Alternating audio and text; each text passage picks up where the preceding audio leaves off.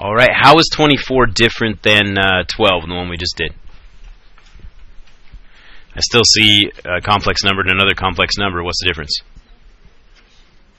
Yeah, it's no longer addition, it's multiplication. Right?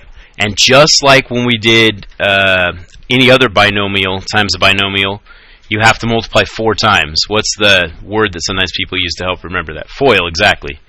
We're going to go with the first one times the first one. 5 times negative 4 is negative 20.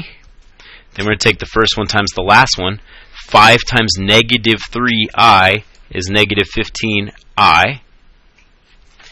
Then we're going to say negative 7i times negative 4. Negative 7 times negative 4 is positive 28i. And then the last one's pretty tricky.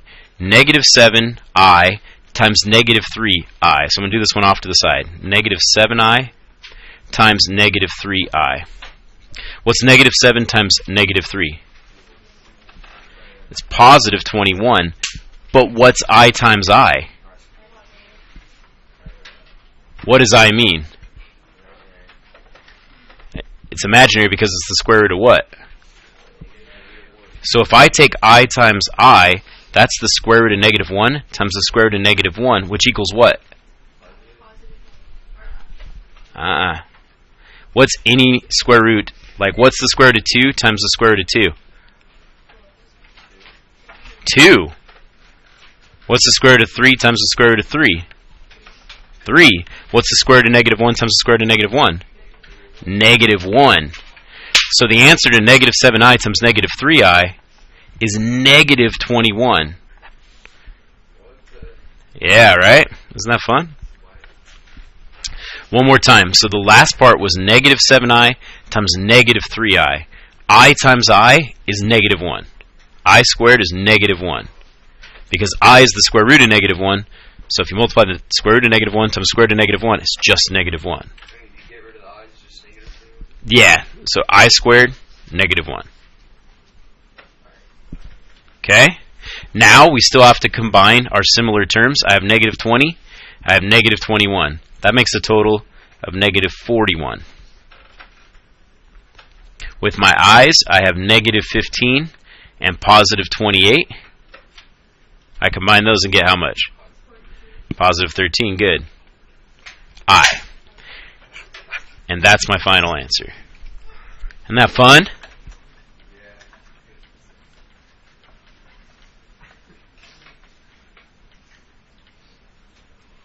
See more high fives today than the volleyball scene in the movie Top Gun.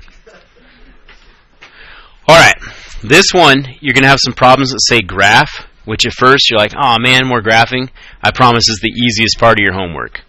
Alright, normally when we draw an XY axis, we call it that, the coordinate plane, because we label this one X, and what do we label the up and down one? Y. But you're allowed to label the lines however you want. So if I want to label this one, normally we go XY. But if I want to label this one real, and this one imaginary, you're allowed to do that. And traditionally, that's what people do. Alright, so in the real number line, negative 5 would take us left or right? Left, so 1, 2, 3, 4, 5. And on the imaginary number line, positive 3 would take us up or down? Up, 1, 2, 3. So there is the point, negative 5 plus 3i. That easy. Just for the imaginary part, go up, down. For the real part, go left, right. What? And no, just a point. All you have to do is graph one dot. Any questions on the graphing? I feel like there's one more type of question we didn't cover, so I'm just going to give you one like this really fast. All right. Let's say we had 3 over 2 plus 3i. Is it acceptable to have an answer that looks like that? Why not? Denominators are super picky. You can't have negatives on the bottom. You can't have square roots on the bottom. All right? And if I multiply by almost anything, I'm still going to have an imaginary. What's the thing we learned with the radical lesson you could multiply by to totally get rid of something you don't want? It's called the conjugate.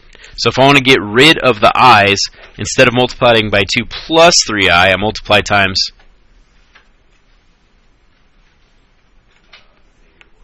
2 minus 3i, right? That's going to get rid of my middle terms. But if I do it on top, I got to do it on bottom. If I do it on bottom, I got to do it on top. On the top, I get 3 times 2 is 6. 3 times negative 3i is minus 9i. On bottom, though, I essentially got a FOIL, since it's the first one. Once you see the pattern, you might not have to do it this many steps.